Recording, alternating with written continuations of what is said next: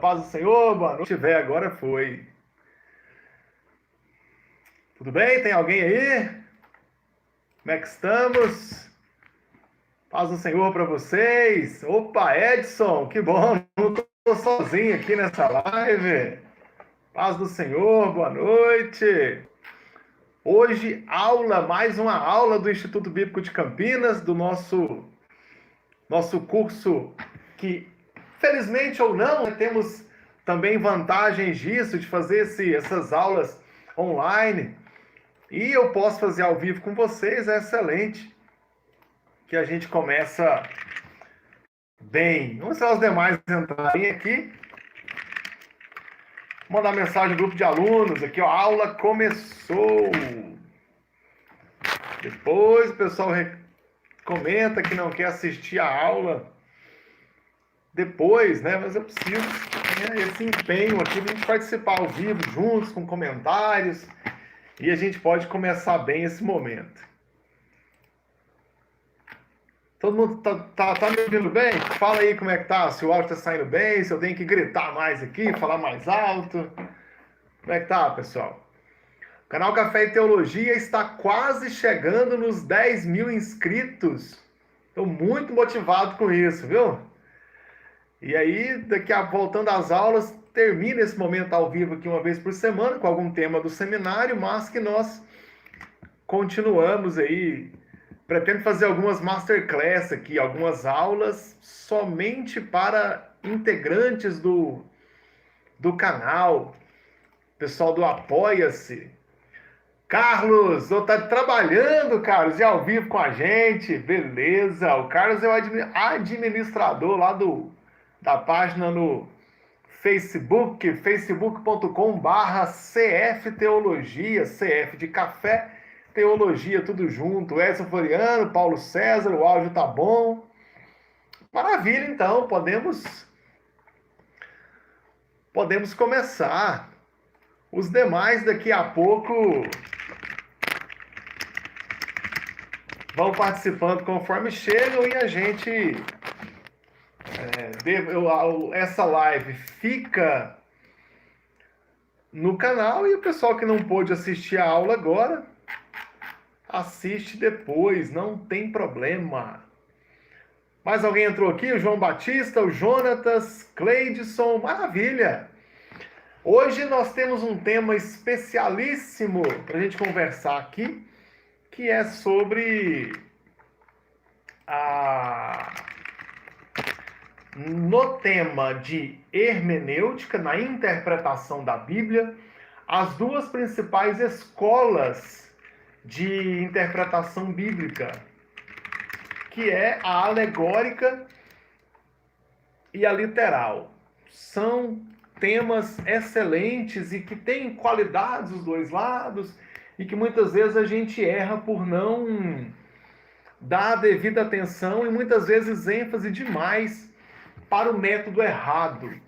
O ponto inicial é bastante simples, tá? Simples mesmo.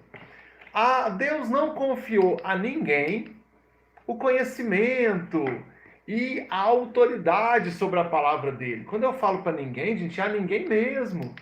Nós tivemos outra aula que eu comentei especificamente sobre isso. Tá? Eu comentei de que Deus não confia autoridade a uma pessoa, nem a um tipo de cargo, a nada. De que Deus, todo o tempo, confiou a palavra dele à própria Bíblia, à própria Escritura. Quando Moisés escreveu a lei, ele mesmo é subordinado à lei. Quando ele passa para Josué a liderança, ele vai dizer: Josué, cumpre a profecia desse livro. Josué depois vai dizer: olha, se vocês quiserem, lá no final do livro de Josué já, depois que conquista tudo, ele fala: se vocês quiserem seguir outros deuses, podem ir, mas eu vou continuar servindo ao Senhor, através da obediência à palavra dele. E eu vejo em toda a Bíblia de que a autoridade sempre teve sobre o escrito. Jesus vai dizer: olha, eles têm Moisés e os profetas. Ou seja, tem o Pentateuco e tem os livros dos profetas, que a Bíblia hebraica tem essa divisão. Tá? Então, aí é que entra uma questão. Se a Bíblia, ou se a palavra de Deus, ela é confiada a ninguém, senão ao próprio escrito, qual é o papel do cristão, então? Qual é o meu e o seu papel? É de ler a Bíblia e fazer o que ela diz. Como é que eu posso fazer o que a Bíblia diz? Como é que eu posso viver o que a Bíblia diz? Eu preciso ler, preciso entender e eu preciso interpretar. Como é que eu interpreto? Lendo, conhecendo, meditando sobre o texto, estabelecendo quais são os princípios que eles são para mim e aplicando na minha vida. Isso é interpretação de qualquer coisa. Se eu for ler uma receita de bolo, não sei fazer bolo, comprei uma receita. O que é que eu preciso fazer? Ler a receita, entender a receita, interpretar a receita e eu vou lá e aplico. Qual que é o único jeito desse bolo sair certo? Se eu seguir a receita do bolo corretamente. Como é que eu vou fazer isso?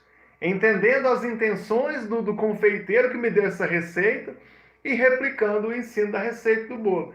Pessoal, parece complicado, parece simples, não é? Ah, minha receita de bolo. Não, qualquer texto escrito precisa disso. Qualquer texto escrito, eu preciso ler, entender, interpretar, aplicar. Então, quando eu olho para a Bíblia, o que eu preciso fazer? Ler o texto e compreender o texto. A partir da compreensão, meditar no texto, estabelecer o ensino. E foi assim que o povo fez o tempo inteiro. No Antigo Testamento, no Novo. Se eu olhar, por exemplo, o livro de Romanos, eu vou encontrar uma maravilhosa releitura da lei a partir do sacrifício de Cristo. Paulo faz inúmeras citações do Antigo Testamento. Ele é um exímio mestre da lei. E o que ele faz? Ele ensina as Escrituras, ele ensina o Antigo Testamento. Só que ao invés de ter os olhos da lei que puniam, ele agora tem o sangue de Cristo, tem a graça. É até por isso que Paulo vai dizer que a muita letra mata, o Espírito vivifica. Ou seja, as 613, as 613 leis do Antigo Testamento, todas elas condenavam o homem, nenhuma salvava, mas o Espírito traz vida, ele vivifica. Então, muita letra, ou seja, a lei mata, e o Espírito de Deus, ele traz a vida. É assim que a gente tem que fazer. Só que aí, sob influência da mitologia grega, dos primeiros filósofos, acabou criando um método de interpretação que ele foi aplicado à Bíblia, mas eu não vejo que ele é o correto. Vamos pensar aqui na cultura grega e a paixão que eles têm pela sua própria mitologia, sua própria história. E eu tenho os deuses do panteão grego e as histórias que acontecem, e a Desdêmona, e é Zeus, Hércules, Hera, Aracne, e vamos lá, todas essas mitologias, elas não são histórias reais. Como é que eu posso interpretar então? Ora, vamos interpretar figuradamente, entendendo que aquela história esconde um fundo moral por trás, de que é um tipo de interpretação da vida através da arte. E assim eu devo ler a mitologia grega. Quando as pessoas olharam para a Bíblia, pensaram, então eu vou aplicar o mesmo método. Eu vou olhar para a Bíblia e vou estudá-la dessa forma, buscando o significado oculto por trás do ensino. Já que eu tenho dificuldade de explicar como é que o mar abriu, o povo passou, como é que uma serpente conversou com uma pessoa, e eu vou começar a interpretar tudo dessa forma. E nós chamamos esse método, e é o primeiro método que eu quero falar hoje, que é o método alegórico. Ou seja, em que eu vou ler o texto e eu vou procurar um significado neste texto que está oculto, que na verdade aquela história não é uma história, é um tratado sobre um assunto, e que eu preciso interpretar, eu preciso aplicar esse texto. E aí nós lançamos mão então da interpretação alegórica da Bíblia. Qual que é o pilar dessa interpretação alegórica? É justamente esse, de que a Bíblia foi escrita, mas aquelas palavras, elas na verdade escondem o real significado da Bíblia. Quem entende esse real significado? É aquele que ora, é aquele que busca a iluminação do Espírito Santo. Esse aí esse é aquele que vai realmente entender o significado. É esse, tá? Então, nós vemos isso sendo aplicado em muitas igrejas, inclusive hoje, em que a pessoa lê a Bíblia e ao invés de tentar entender o que o texto diz, ela vai pensar assim, qual que é a iluminação que eu vou ter nesse texto? O que é que pode ser falado aqui que Deus vai falar só comigo? O que é que vai ser dito aqui nas Escrituras de que o Espírito Santo vai me revelar? E aí eu não posso lançar mão de livros teológicos, eu não posso lançar mão de conhecimentos de outros estudiosos, porque afinal de contas o que importa, e a única coisa que importa, é a minha iluminação sobre o texto, é a minha inspiração, é a minha interpretação. Você já deve ter visto alguém pregando e no final alguém diz para o pregador: poxa, mas eu nunca tive essa interpretação, nunca tinha entendido dessa forma. E é verdade, por quê? Porque a pessoa acabou de inventar aquele significado, acabou de inventar aquilo. E esse é o método alegórico. E aí começa todo tipo de especulação. Se na história bíblica tem um rio, não é um rio. Aquilo lá deve ser a presença de Deus, deve ser o pecado, deve ser não sei o quê. E muitas vezes o texto claro ali, qualquer leitor alfabetizado, com o mínimo de inteligência, consegue entender. Mas a pessoa nega. Tem uma clássica, tem até um vídeo no canal Café e Teologia falando sobre isso. Daquela música do Diante do Trono, mas tem outros cantores que fizeram a música também. Jó capítulo 14, tem um versículo que diz que ao cheiro das águas brotará como um renovo. E aí o Diante do Trono canta essa música falando da esperança, que ao cheiro das águas vai brotar, blá, blá, blá. Pega sua Bíblia aí, Jó capítulo 14. Jó fala o seguinte, de que o homem nasce e quando morre permanece morto, mas a árvore, se cortasse o seu caule e a raiz secar, ao cheiro das águas vai brotar como um renovo. Jó olha para a condição da árvore, que mesmo seca pode nascer de novo. O homem, quando morto, não ressuscita. E aí ele fala, olha, a árvore se nascer renova, mas o homem se morrer lá fica. Jó estava num momento de extrema depressão, de extrema tristeza, e ele se vê menor que uma árvore. Mas não, as pessoas insistem em cantar o trecho da árvore lá, dizendo que é esperança para o homem. É só comparar o versículo. Mas qual que é o ponto? Não importa a intenção do autor, não importa o entendimento do texto, importa o entendimento que eu quero dar. Vamos voltar para a receita do bolo? Pega uma receita de qualquer comida. Aí na sua casa deve ter, toda casa tem um livrinho de receitas. E ao invés de você entender o que a receita está dizendo, você vai dar a sua própria interpretação. Se a receita manda colocar açúcar, você coloca feijão. Se a receita manda cozinhar na água, você leva para a churrasqueira e coloca no fogo. Se a receita diz para colocar no fogo, você coloca no congelador. E vamos ver o que sai. Tem coragem de fazer isso? Eu topo. Se você quiser, eu topo. Eu vou usar a minha interpretação particular em cima da receita da comida lá, seja qual for. E ela vai dar errado a receita, né? Porque você não seguiu a interpretação do autor do texto, do Masterchef, do confeiteiro que te deu aquela receita. E as pessoas olham para a Bíblia, o que elas fazem? Não, eu vou dar minha própria interpretação aqui. Esquece que a Bíblia está sendo investigada há 6.000 anos. 4.000, vamos pegar um dado menor aqui, de Abraão para cá. 4.000 anos de leitura do Antigo Testamento, interpretação, aplicação, análise, debate. Jesus vem, surge o Novo Testamento, estamos nós aqui hoje, mais 2.000 anos. Leitura, interpretação, análise, crítica, tradução. E será que nesse tempo todo de história Não vale a pena ler o que outros já estudaram, a conclusão que outros já chegaram, porque de alguma forma Deus vai revelar para mim, vai me iluminar. E sem contar que isso fere outro princípio. A Bíblia, ela é a única voz de Deus para a humanidade. Como é que Deus não vai confiar a palavra dele a homem nenhum, vai confiar na Bíblia, mas na Bíblia não tem nada escrito. Só tem o que a pessoa vai interpretar a partir do que ela mesma lê.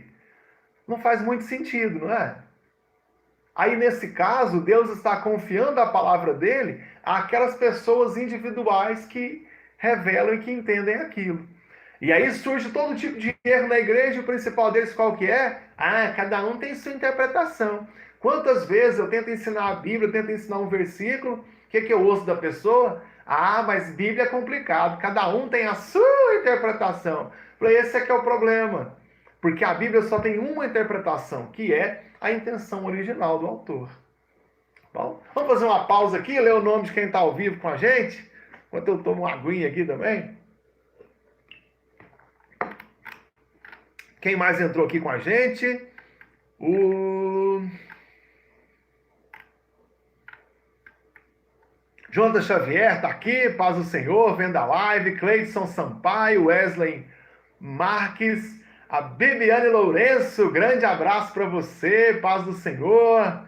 O Carlos está aí. Compartilha aí, pessoal. Essa live ela é uma aula do Instituto Bíblico de Campinas, mas está ao vivo para todo mundo do canal Café e Teologia. Bom que me ajuda a ganhar alguns inscritos. Quem sabe não bate os 10 mil inscritos hoje. Mandei abraço para a Bibiane, já está aqui com a gente. Obrigado. O Daniel, paz do Senhor, bem-vindo. E o Leandro Coimbra. Pessoal, vocês vão olhar aqui na descrição do vídeo, tem o link do Apoia-se. Pessoal, me ajuda aí, contribui com o Apoia-se. Em breve, eu vou abrir cursos exclusivos só para o pessoal do Apoia-se. Pensei em começar um falando sobre seita e heresia, como é que identifica, quais são os traços. E aí eu vou fazer o curso só para quem é do Apoia-se, exclusivo para os meus amigos mantenedores do canal. O Jonatas é Cocalinho, no Mato Grosso. Olha só, cidade boa, boa mesmo. Em Goiás também tem, viu? Tem o Cocalzinho de Goiás, é o nome da cidade. Terra boa também. Meu avô paterno foi de lá. Cocalinho, que eu dizia, Cocalinho de Goiás. Edson Floriano, eu costumo falar que a Bíblia fechada é um livro, mas aberta é a palavra de Deus falando conosco. Isso mesmo, Edson. A Bíblia aberta, enquanto nós lemos e entendemos, é a palavra de Deus conosco. Muita gente me chama de sensacionalista, de ateu, de quem não tem fé, quando eu falo que não se deve dar valor a essa interpretação pessoal da Bíblia. Gente, eu creio que Deus pode dar a inspiração correta para que naquele momento você faça a aplicação do texto, seja numa pregação ou num aconselhamento. E então você vai conseguir, a partir da iluminação do Espírito Santo, fazer a aplicação do texto. Agora, interpretação, Jesus foi lá e falou qualquer coisa. Eu sou o pão da vida. Hoje, eu olho para você e falo, Jesus acabou de me revelar que o que ele quis dizer foi. Eu vou lá e falo o que eu quero. Então é isso que eu não acredito. É isso que eu não considero como sendo a boa interpretação da Bíblia. Isso aí não dá certo mesmo, não. Ok? Pode comentar aqui, pessoal, alguma dúvida que vocês tiverem, eu comento de novo. Vai dar tempo aqui, tá? E quem puder compartilhar essa live aqui, será ótimo. Vamos lá. Primeiro método de interpretação, então, é o método alegórico. Muita gente usa o método alegórico dizendo que a Bíblia é alegórica, porque as parábolas de Jesus eram alegóricas, que tinha que buscar revelação e tal. Gente, as palavras de Jesus nunca foram tão alegóricas assim, não. As parábolas de Jesus eram um método em que Jesus utilizava termos simples, expressões simples do tempo dele, para revelar grandes mistérios do reino de Deus. Mas eram figuras da época, que as pessoas da época entendiam.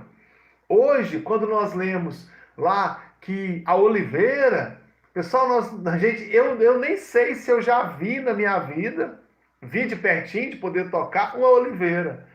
Mas as pessoas do tempo de Jesus conheciam muito bem.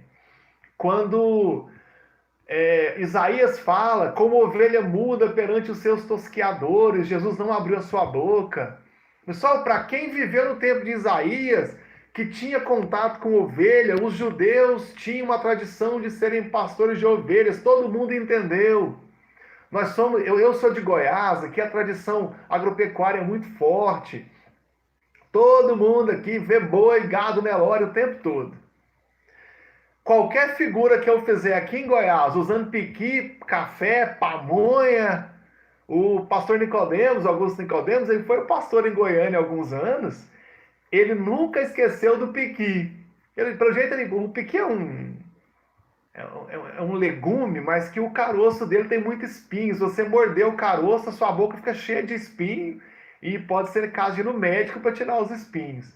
Ele sempre fala que ele mordeu o espinho do piqui, que ele não gosta de piqui, fica pegando no pé dos goianos. Para um goiano, eu só preciso dizer, isso é caroço de piqui. Todo mundo vai entender que é algo que se eu mexer com ele, eu vou levar espinhada, né? Sobra espinho para mim. Uma pessoa que não conhece o que é um piqui, não é do Mato Grosso, Tocantins, Goiás, eu vou ter que explicar o que é um piqui para ele. Quando Jesus falava sobre pescador, semeador, ovelha, essas coisas eram coisas da época muito normais. Então não tem nada de oculto ali. Na verdade, são figuras da época. Ok? Então não confundam as coisas. As pessoas da época entenderam. Muitas vezes não entenderam a reflexão de quando Jesus fala, por exemplo, de quando um homem fez uma festa e as pessoas não foram. Aí ele mandou que trouxessem os mendigos, os marginalizados. Quer dizer, Jesus veio ao mundo, os judeus não quiseram ele. Então Jesus salvou os gentios, salvou todo o mundo. Eu, antes de Cristo, eu não era judeu, eu não era da linhagem de Abraão. Depois de Jesus, eu passo a ser pela fé filho de Abraão, porque Abraão fez uma aliança com Deus pela fé, não pela circuncisão. Então todo mundo que crê em Jesus é filho de Abraão.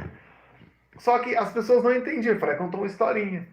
Então esse é um grande erro da interpretação alegórica e o modo como as pessoas utilizam isso. Utilizam como um refúgio para não ler a Bíblia. Quantas vezes na igreja eu vi pregador, missionária, a pessoa pega o microfone e começa: aqui eu não tenho teologia, mas eu tenho a revelação. Os teólogos têm a teologia, mas eu tenho o Espírito Santo. Ué, então não foi o Espírito Santo que escreveu a Bíblia? Então não foi Deus o autor das Escrituras? Então Deus deixa a Bíblia para a igreja, mas quem estuda a Bíblia não está com Deus? Mas não faz o menor sentido. Então são argumentos de quem é orgulhoso e nunca estudou na vida. Normal. É aquela pessoa que não tem dinheiro para comprar um carro zero e fala que não gosta de carro novo. Só pode. É a mesma coisa. Então o primeiro método é o alegórico. Qual que é o segundo método de interpretação da Bíblia? É o método literal. O que é o método literal? É aquele que não entende que haja algum tipo de linguagem por trás da Bíblia, que não há nenhum tipo de figura para ser desvendada, e de que a leitura direta do texto e a interpretação simples é a correta. É só isso. Como é que eu chego no significado? Na verdade, é o significado que o autor original pretendeu dar para o texto. Qual que é o significado do autor? Aquele que escreveu, o autor humano. Qual era o objetivo dele? E aí eu tenho que lançar a mão do contexto histórico, tentar entender os objetivos do autor, os receptores daquele livro, que eram as pessoas que iam receber. As cartas de Paulo, por exemplo, era para qual igreja, qual cidade, como é que estava a situação lá. E aí eu entendo as intenções do autor e eu consigo chegar no entendimento correto. Além disso, compreender que as escrituras, elas são a voz de Deus, é aquilo que está escrito. Um detalhe importante é que o que é inspirado são os originais. as traduções não são inspiradas. Não existe tradução inspirada. No canal Café e Teologia tem vários vídeos sobre isso. Qual tradução é fiel ao original, qual Bíblia eu devo comprar, que são dificuldades do tradutor. Mas, de qualquer forma, a gente só precisa compreender que a Bíblia está escrita, e uma vez que eu leio e compreendo, eu chego no objetivo do autor. Vamos pensar outra questão, e até uma segurança para nós. Se no método alegórico eu preciso receber uma iluminação, uma inspiração especial para compreender o significado, eu vou acabar dando a minha interpretação. Qual é a minha dificuldade em ler o texto? Qual que é a minha inspiração no texto?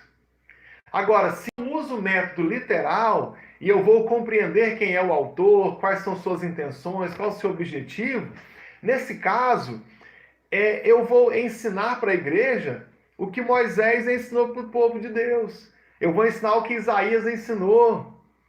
Eu vou ensinar o que Paulo, Pedro, Tiago, próprio Jesus ensinou para as pessoas. Nesse caso, tem muito mais qualidade, é muito melhor ensinar o que Jesus queria ensinar para as pessoas do que o que eu pretendo ensinar. Então eu pego a Bíblia e passo a interpretar e fazer a leitura do texto. Quando eu faço isso, a autoridade sobre o meu ensino e sobre a minha pregação é da própria Bíblia e não a minha. É claro que eu ainda tenho que orar. É claro que eu tenho que buscar a inspiração do Espírito Santo. É lógico isso. Ninguém está dizendo que é diferente. Só estou dizendo que a Bíblia já existe. Nós temos o privilégio de ter traduções no nosso próprio idioma. Então o que eu preciso fazer agora? Ler o texto, compreender o texto e pregar o texto bíblico. Porque quem é inspirada é a palavra de Deus. Quem tem autoridade é a Bíblia. Então cabe a nós compreender a Bíblia e ensinar. Muitas vezes nós sofremos críticas quanto a isso. Críticas como, por exemplo, dizer que a Bíblia contém erros, que ela contém imprecisões históricas e uma série de coisas. Quanto a isso, nós precisamos compreender o seguinte: o autor original ele era um ser humano, mas que foi inspirado pelo Espírito Santo. Semana passada eu falei sobre isso. Você que não assistiu a aula, procura aqui no canal Café e Teologia que você vai achar a doutrina da inspiração das Escrituras. O vídeo foi lançado na semana passada. Mas isso não anula que a Bíblia ela foi escrita por seres humanos e usando o ponto de vista do observador.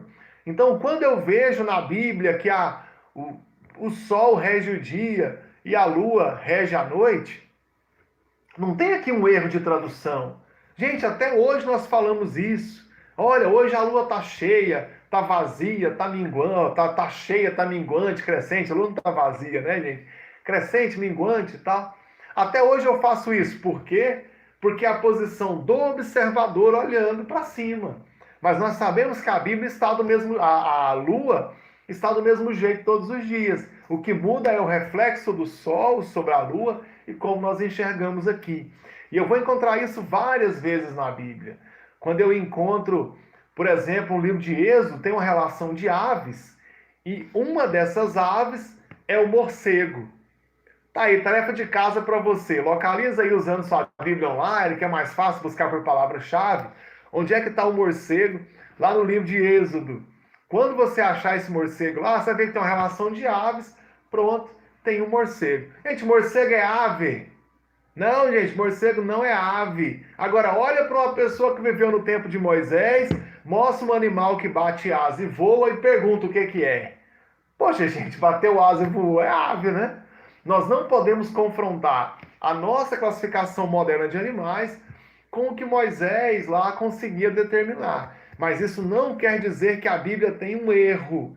Isso quer dizer que é a posição do observador. Ah, em Josué fala que a terra parou, o sol parou. Mas e se foi a terra que parou? Gente, o cara estava aqui na terra olhando para o sol parou. Você queria que ele falasse o quê? Então, essa é a posição do observador. Não significa que tem aí um erro histórico ou que a Bíblia é mentirosa, tá? Gente, eu falei Êxodo, mas é Levítico, tá? Levítico 11:19, tá lá a relação de aves e a última ave é o morcego. Levítico 11:19. Vocês vão gostar de saber. E nós temos algumas dessas imprecisões na Bíblia, mas isso significa que se eu confrontar a minha ciência moderna com as informações da Bíblia, aí também é injusto. Porque se eu fizer isso da ciência com a própria ciência, nós vamos ter uma série de contradições. Pega um livro hoje de biologia do ensino médio, de alguém que hoje faz ensino médio, pega lá o livro de biologia do seu avô e confronta termos técnicos, expressões técnicas, porque isso muda o tempo todo. Então eu não vejo motivo para poder desqualificar a Bíblia a partir disso.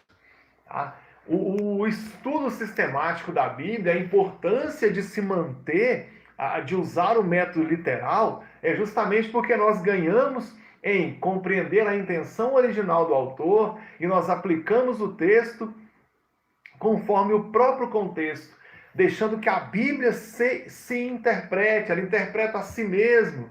Vamos fazer isso então? Eu leio um versículo, ao invés de lendo esse versículo isolado, eu tentar entender o que esse versículo quer dizer e tentar criar um significado, ou buscar uma iluminação, o que eu posso fazer? Ler o capítulo inteiro.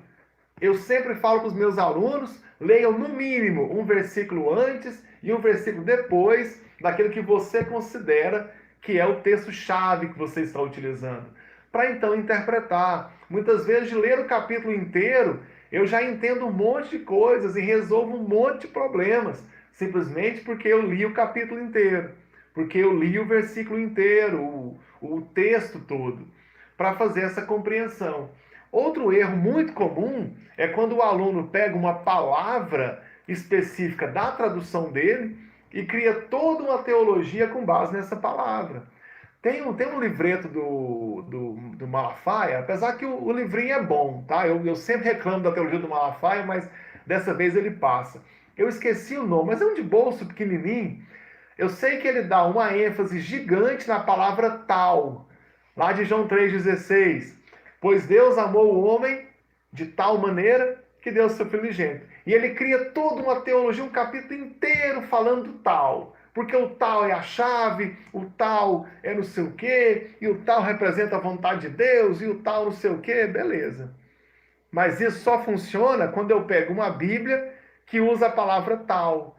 Tem traduções que usa tanto, de certa maneira, de grande modo, e tem várias traduções diferentes da Bíblia. E aí acaba que quando eu faço isso, eu vou santificar a tradução e deixar de olhar para o contexto em si, que é mais importante.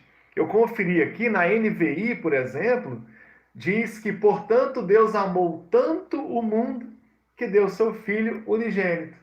Quer dizer, você cria todo um capítulo de um livro falando da palavra tal, T-A-L, vem o outro tradutor usa a palavra tanto, e nesse tanto você perdeu aí um capítulo do seu livro que você não consegue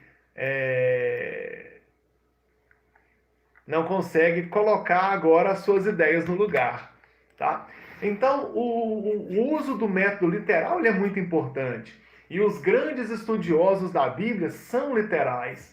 Quando eu olho para a Bíblia, eu vejo o método literal sendo utilizado. Quando Jesus citou o profeta Jonas, ele citou como sendo de verdade. Jesus fala, assim como o profeta Jonas teve 3 dias na barriga do grande peixe, assim o Filho do Homem vai ficar 3 dias. Depois vai ressuscitar. Ele não cita de modo alegórico, cita de modo literal. Quando João cita Caim, para dizer que Caim foi rejeitado, porque a oferta de Caim foi rejeitada, porque as suas obras eram más, João cita Caim como sendo um texto literal. E muitas outras vezes acontece como sendo um texto literal, um acontecimento.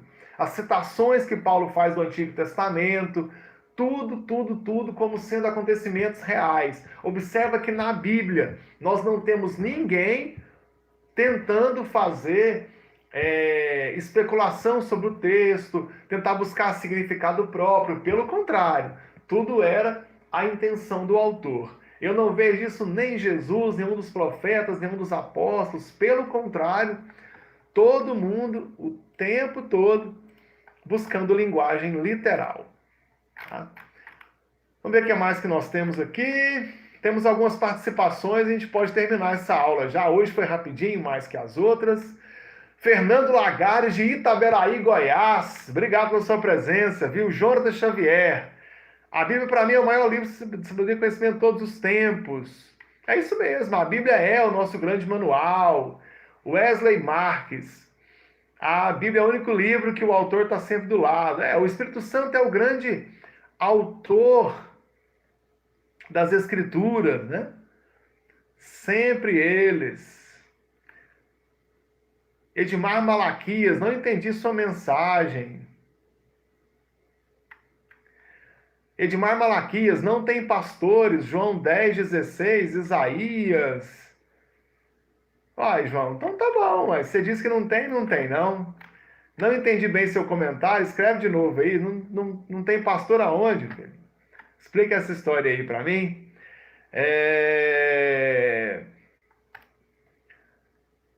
Carlos, texto sem contexto é pretexto. Gente, a grande base da interpretação da Bíblia é interpretar sempre o texto todo, tá? Interpretar sempre todo o contexto bíblico, o máximo que você puder.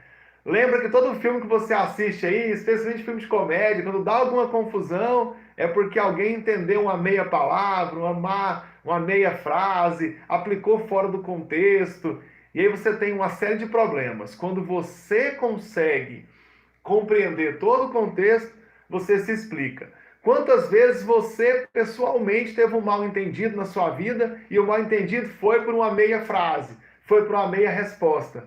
Quando você deu uma interpretação, aliás, quando você explicou todos os fatos, colocou as cartas na mesa, tudo resolvido, não passava de mal-entendido. E eu tenho certeza, tem muita pregação por aí que não passa de mal-entendido, porque a pessoa não consegue interpretar, despreza o contexto e fala qualquer coisa. Então, a gente já rejeita essa história aí há muito tempo, tá? Voz Vídeos, joga seu nome aí, eu sempre esqueço. Interpretação literal é que é a boa, tá? João Batista, obrigado pelas palavras, diz que a aula é abençoada. Carlos, o Rick e o Lázaro, o Carlos Vilhena perguntando do Rick e o Lázaro. Gente, para mim é real, porque as parábolas de Jesus sempre eram um homem, uma mulher, uma pessoa, e ali ele cita nominalmente, é o rico, não citado o nome porque não era convertido, e o Lázaro, esse convertido, mereceu ser citado por Jesus. Ali eu não tenho elementos de parábola, tá? Ali eu tenho elementos de uma história real. E aí começam as especulações, né? Ah, porque a palavra paraíso só aparece ali, o resto é céu. Gente, esses dias eu caí numa dessa, uma pessoa queria que eu dissesse para ela que o paraíso é a antessala do céu, e tá cheio de teólogo Google aí falando isso. Gente, teólogo Google para mim é aquele que vai no Google, escreve uma palavra, o que aparece no primeiro resultado ali é o que ele entende do assunto. Eu não gosto de fazer teologia baseada em meio versículo, uma, duas palavras, eu nunca faço isso. E recomendo a vocês que não façam.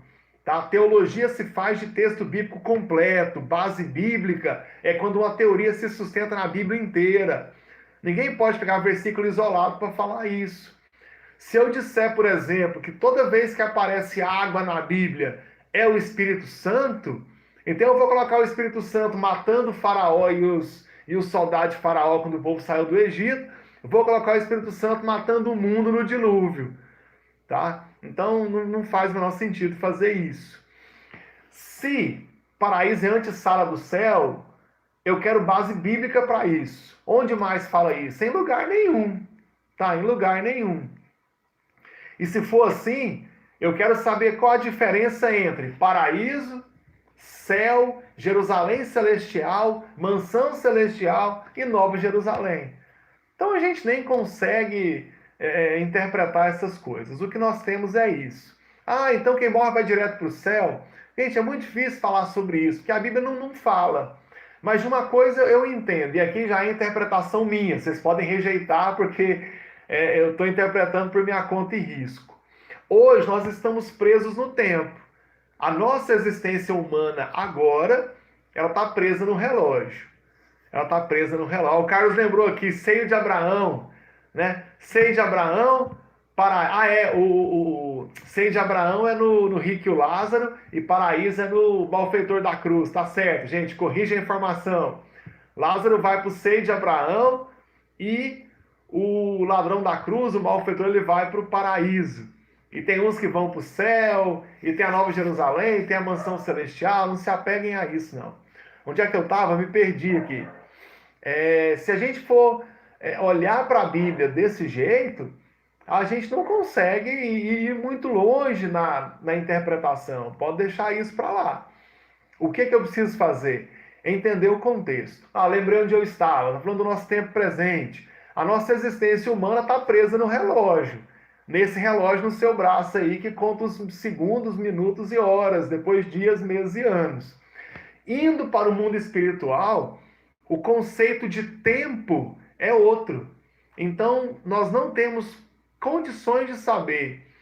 Porque, vai ter o juízo final, e Paulo vai dizer, importa que todos os homens compareçam perante o tribunal de Cristo.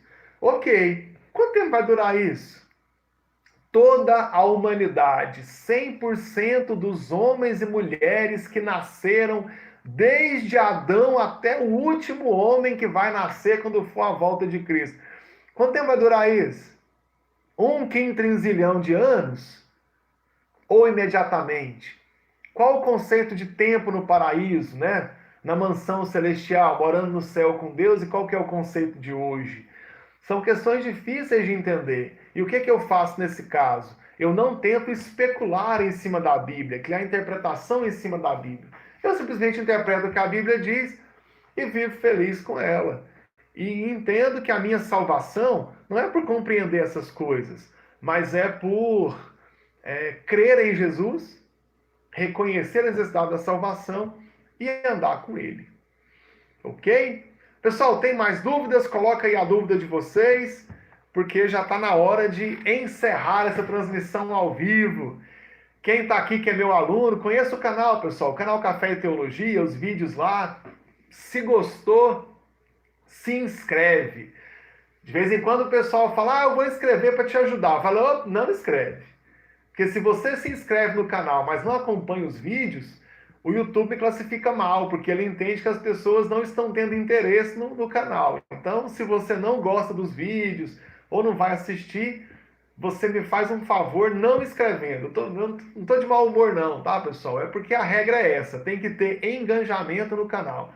Então dá uma olhada aí, se você gostar, se inscreve, participa comigo depois do Apoia-se, vai ter um grupo de WhatsApp exclusivo para membros integrantes do Apoia-se, pode tirar dúvida comigo, pode pedir aula, pode fazer um monte de coisas. E eu vou dar aquele apoio exclusivo para os apoiadores no canal. Bom, pessoal, a aula de hoje está encerrada então, dei um tempinho, ninguém trouxe mais perguntas, então está finalizado. Deus abençoe vocês e semana que vem tem mais aula pra gente. Enquanto a paralisação não acaba, a gente continua por aqui toda semana. Daqui a pouco faz 10 mil inscritos e vamos comemorar juntos. Só então é isso, Deus abençoe vocês. Semana que vem tem mais aula ao vivo pra gente. Um abraço, pessoal. Deus abençoe, paz do Senhor para vocês.